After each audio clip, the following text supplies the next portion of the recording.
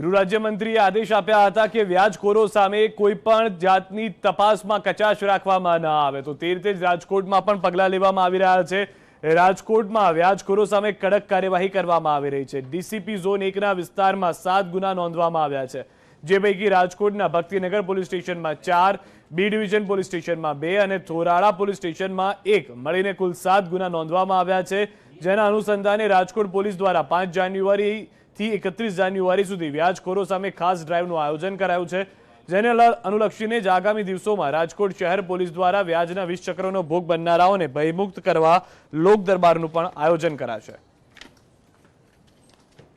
ગેરકાયદેસર રીતે વ્યાજખોરી કરતા ઇસમો વિરુદ્ધ સઘન ઘોંચ બોલાવવા માટે જણાવેલ છે, જે અનુસંધાને અમે ગઈકાલે ઝોન 1ના 6 પોલીસ સ્ટેશનોમાં કુલ 7 ગુના દાખલ કરેલ છે, જેમાં ભક્તિનગરમાં 4, થોરાળામાં 1 અને બી ડિવિઝનમાં 2 ગુના દાખલ કરેલ છે।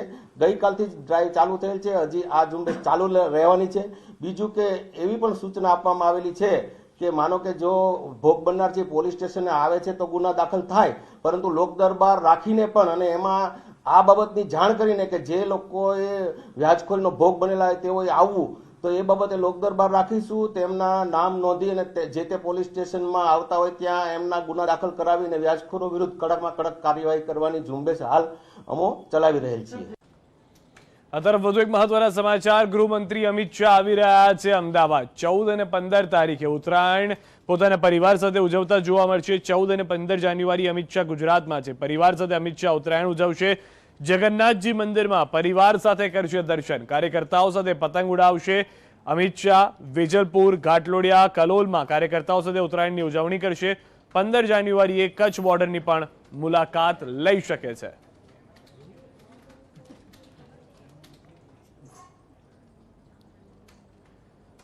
આ તરફ અમદાવાદથી વધુ એક મહત્વના સમાચાર કે જ્યાં આગળ ઇમરાન ખેડાવાલાએ પત્ર લખ્યો છે। હાલમાં જે જાણકારી મળી રહી છે તે પ્રમાણે ઇમરાન ખેડાવાલાનો મ્યુનિસિપલ કમિશનરને પત્ર છે।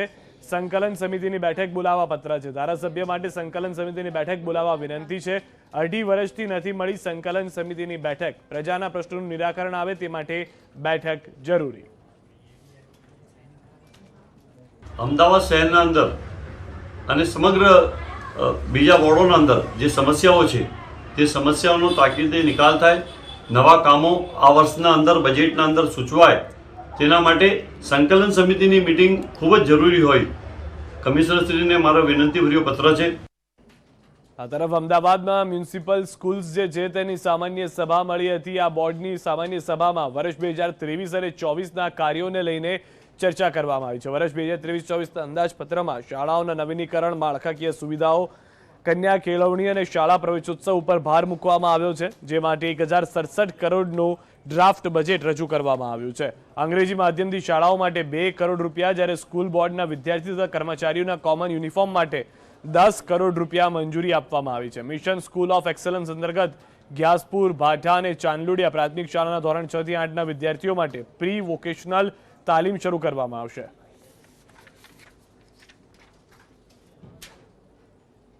લગભગ 120 કરોડ કરતાં વધારે રકમ વિદ્યાર્થી શાળાઓની માળખાકીય સુવિધાઓ પાછળ ખર્ચ કરવામાં આવશે। મિશન સ્કૂલ ઓફ એક્સલન્સની અંદર અત્યારે જે 2 સ્કૂલો છે, ચાંદલોડિયા પ્રાથમિક શાળા અને ગ્યાસપુર ભાઠા પ્રાથમિક શાળા, પ્રાયોગિક ધોરણે આ 2 શાળાઓની આ વર્ષે પસંદગી કરવામાં આવેલી છે।